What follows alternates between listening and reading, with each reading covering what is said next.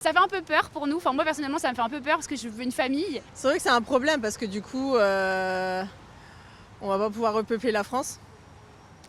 Et puis à un moment donné, qui va payer?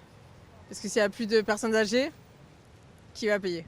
Oui, moi ça me fait flipper, oui, parce que là je me dis, moi j'ai bossé pour ceux qui sont en retraite aujourd'hui et finalement pour moi il n'y aura personne.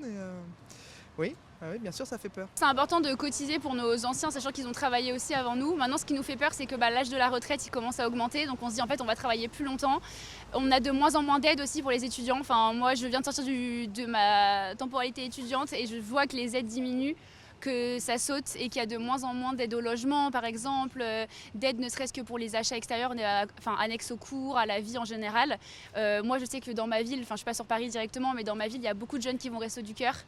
Et ça fait vraiment mal. Ça veut dire que la France vieillit, que les personnes sont de plus en plus âgées du coup, et qu'il y aura de moins en moins de jeunes pour reprendre le flambeau, et ça fait peur. Ça fait peur, je sais pas, parce qu'on est quand même 7 milliards sur Terre, donc je pense que c'est pas terrifiant non plus.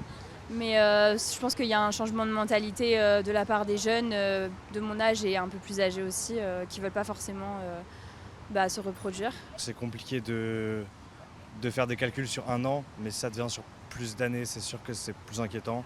Après, peut-être que la tendance d'aujourd'hui en France, c'est de ne pas vouloir faire d'enfants dans un contexte comme ça. En ce moment, tu as partout les tristesses, les colères, les souffrances, et ça, c'est pas la bonne résonance pour faire la nouvelle vie, en fait. Ça, c'est la résonance de mort.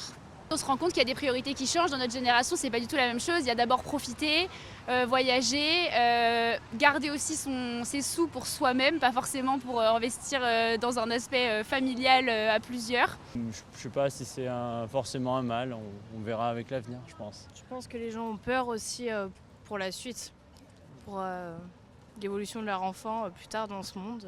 La chute de la natalité est une bonne chose. Il y a eu de l'inconscience collective. Un enfant, c'est un crédit à vie. On a accordé des prêts à des gens qui n'ont pas les moyens de les rembourser.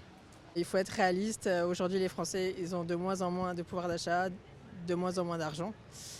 Et effectivement, moi, je n'en veux pas pour ces choses-là, parce que c'est très difficile aujourd'hui d'avoir un enfant, de pouvoir allier le pro et le perso. Parce que les gens ont quand même beaucoup de difficultés à suivre le rythme. Donc un enfant, c'est quand même déjà c'est un choix, mais c'est aussi économiquement une responsabilité importante à assumer pendant au moins 18 ans. Ils ne savent pas ce qu'on va devenir, à quelle sauce on va être mangé, est-ce qu'ils vont avoir un emploi, est-ce qu'ils vont pouvoir vivre correctement comme ont pu faire nos parents ou nous-mêmes. Je suis très mal placée pour dire quelque chose parce que j'ai pas eu d'enfant. Mais on peut pas non plus forcer les Français à faire des enfants. Il faut faire comme en Chine. Un enfant, ou deux maximum.